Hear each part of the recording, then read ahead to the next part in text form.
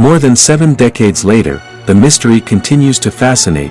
The question of what happened to the Sodder children on that fateful Christmas Eve remains a mystery, capturing the minds of true crime enthusiasts, historians, and anyone who listens to the question. In the second part of the story, we will go into detail about the strange circumstances that occurred before and after the fire.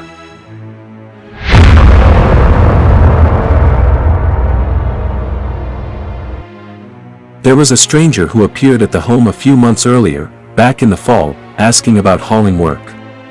He meandered to the back of the house, pointed to 2 separate fuse boxes, and said, "This is going to cause a fire someday." Strange, George thought, especially since he had just had the wiring checked by the local power company, which pronounced it in fine condition. Around the same time, another man tried to sell the family life insurance and became irate when George declined. "Your goddamn house is going up in smoke," he warned, "and your children are going to be destroyed. You are going to be paid for the dirty remarks you have been making about Mussolini." George was indeed outspoken about his dislike for the Italian dictator, occasionally engaging in heated arguments with other members of Fayetteville's Italian community, and at the time didn't take the man's threat seriously. The older Sodder sons also recalled something peculiar. Just before Christmas, they noticed a man parked along US Highway 21, intently watching the younger kids as they came home from school.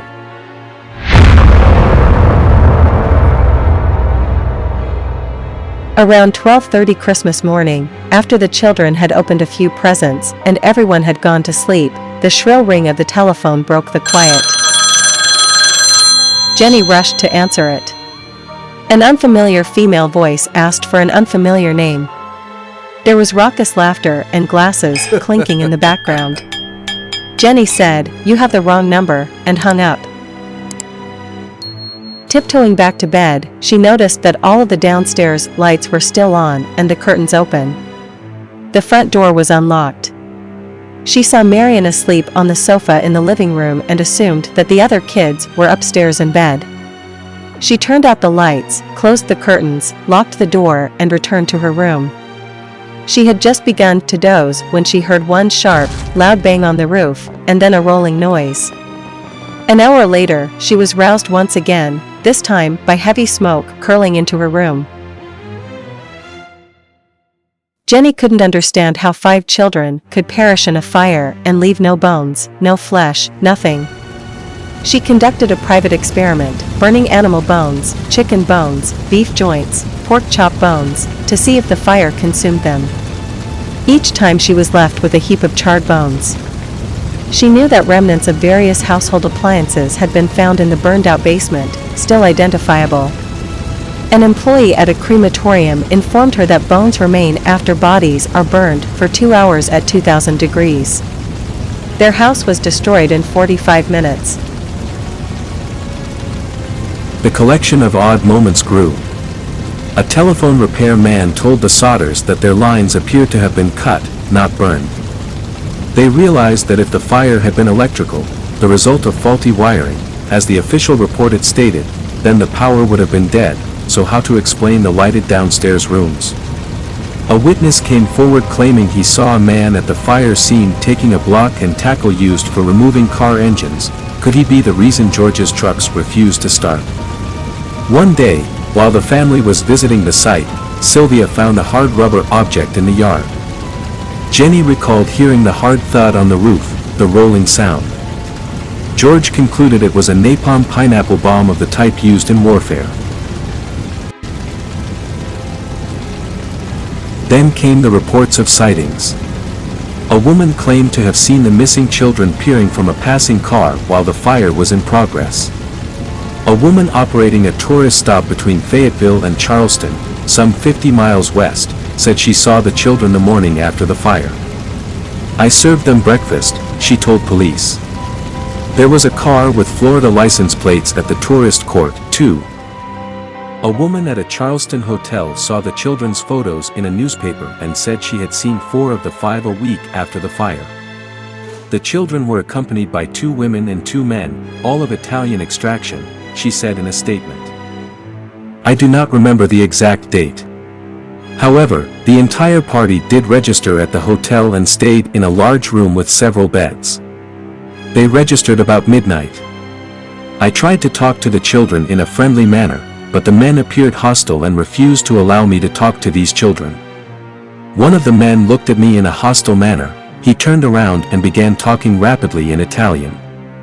Immediately, the whole party stopped talking to me. I sensed that I was being frozen out, and so I said nothing more. They left early the next morning. In 1947, George and Jennie sent a letter about the case to the Federal Bureau of Investigation and received a reply from FBI Director J. Edgar Hoover. While I would love to help, the matter involved appears to be local in nature and not within the investigative jurisdiction of this agency. Hoover agents said they would assist if authorized by local authorities, but the Fayetteville Police and Fire Departments declined the offer. Next, the Sodders turned to a private investigator named C.C. Tinsley, who discovered that the insurance salesman who had threatened George was a member of the coroner's jury that deemed the fire accidental. He also heard a curious story from a Fayetteville minister about F.J. Maurice, the fire chief. Although Maurice had claimed no remains were found, he supposedly confided that he discovered a heart in the ashes. He hid it inside a dynamite box and buried it at the scene. Tinsley persuaded Maurice to show them the spot. Together they dug up the box and took it straight to a local funeral director, who poked and prodded the heart and concluded it was beef liver, untouched by the fire. Soon afterward, the Sodders heard rumors that the fire chief had told others that the contents of the box had not been found in the fire at all, that he had buried the beef liver in the rubble in the hope that finding any remains would placate the family enough to stop the investigation. Over the next few years, the tips and leads continued to come. George saw a newspaper photo of schoolchildren in New York City and was convinced that one of them was his daughter Betty. He drove to Manhattan in search of the child, but her parents refused to speak to him. In August 1949, the Sodders decided to mount a new search at the fire scene and brought in a Washington, D.C. pathologist named Oscar B. Hunter. The excavation was thorough, uncovering several small objects, damaged coins, a partly burned dictionary and several shards of vertebrae. Hunter sent the bones to the Smithsonian Institution, which issued the following report. The human bones consist of 4 lumbar vertebrae belonging to one individual. Since the transverse recesses are fused, the age of this individual at death should have been 16 or 17 years. The top limit of age should be about 22, since the centra, which normally fuse at 23, are still unfused. On this basis, the bones show greater skeletal maturation than one would expect for a 14-year-old boy, the oldest missing Sodder child. It is, however, possible, although not probable, for a boy 14 and a half years old to show 16 to 17 maturation. The vertebrae showed no evidence that they had been exposed to fire, the report said, and it is very strange that no other bones were found in the allegedly careful evacuation of the basement of the house. Noting that the house reportedly burned for only about half an hour or so, it said that one would expect to find the full skeletons of the 5 children, rather than only 4 vertebrae. The bones, the report concluded, were most likely in the supply of dirt George used to fill in the basement to create the memorial for his children. The Smithsonian report prompted 2 hearings at the Capitol in Charleston, after which Governor Oki L. Patterson and State Police Superintendent W. E. Burchett told the Sodders their search was hopeless and declared the case closed. Undeterred, George and Jennie erected the billboard along Route 16 and passed out flyers offering a $5,000 reward for information leading to the recovery of their children. They soon increased the amount to $10,000. A letter arrived from a woman in St. Louis saying the oldest girl, Martha, was in a convent there.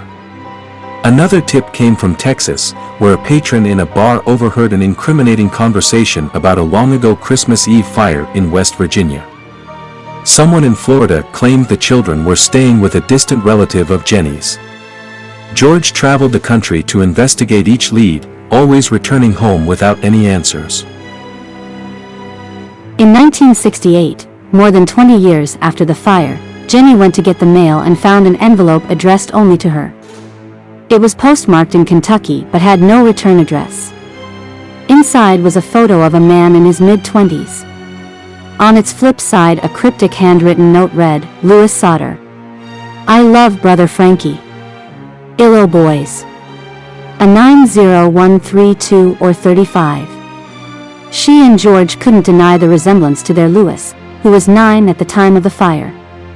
Beyond the obvious similarities, dark curly hair, dark brown eyes, they had the same straight, strong nose, the same upward tilt of the left eyebrow. Once again they hired a private detective and sent him to Kentucky. They never heard from him again. The Sodders feared that if they published the letter or the name of the town on the postmark, they might harm their son. Instead, they amended the billboard to include the updated image of Louis and hung an enlarged version over the fireplace. "Time is running out for us," George said in an interview. "But we only want to know. If they did die in the fire, we want to be convinced. Otherwise, we want to know what happened to them." He died a year later, in 1968, still hoping for a break in the case. Jennie erected a fence around her property and began adding rooms to her home, building layer after layer between her and the outside. Since the fire she had worn black exclusively, as a sign of mourning, and continued to do so until her own death in 1989. The billboard finally came down. Her children and grandchildren continued the investigation and came up with theories of their own. The local mafia had tried to recruit him and he declined. They tried to extort money from him and he refused. The children were kidnapped by someone they knew, someone who burst into the unlocked front door, told them about the fire, and offered to take them someplace safe. They might not have survived the night. If they had, and if they lived for decades, if it really was Louis in that photograph, they failed to contact their parents only because they wanted to protect them. The youngest and last surviving Sodder child, Sylvia, is now 69, and doesn't believe her siblings perished in the fire. When time permits, she visits crime-sleuthing websites and engages with people still interested in her family's mystery. Her very first memories are of that night in 1945, when she was 2 years old. She will never forget the sight of her father bleeding or the terrible symphony of everyone's screams, and she is no closer now to understanding why. The legacy of the Sodder children is not just about their mysterious disappearance, it's about the love of a family that refused to give up, the intrigue that surrounds an unsolved mystery, and the lessons we can learn from their story. It's about the human fascination with the unknown and the lengths we are willing to go to uncover the truth. Above all, it is a poignant reminder of the enduring power of hope in the face of uncertainty. The mystery of the Sodder children serves as a haunting reminder that sometimes, the truth is stranger than fiction. Their legacy continues to captivate, reminding us that some mysteries linger, refusing to be forgotten, echoing through time and leaving an indelible mark on our collective consciousness.